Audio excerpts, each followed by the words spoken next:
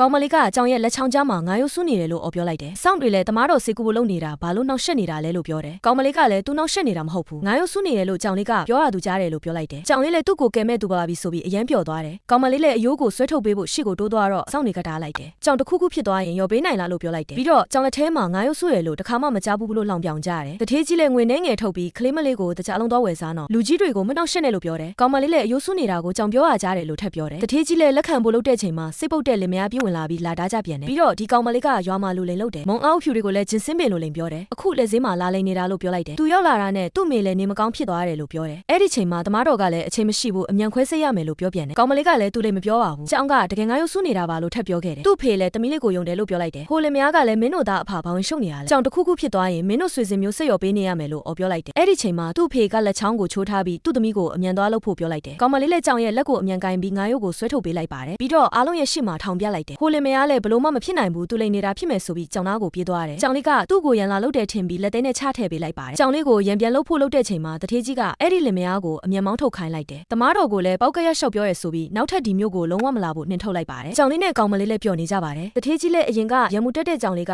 ကောင်မလေးနဲ့ပျော်နေတာတွေ့ပြီးသဘောကျသွားတယ်။ပြီးတော့စစ်ကူပေးလို့ဆိုပြီးပတ်စံတွေထုတ်ပေးလိုက်တယ်။နောက်ထပ်လက်ဆောင်တွေအများကြီးလည်းထပ်ပေးမယ်လို့ပြောလိုက်ပါတယ်။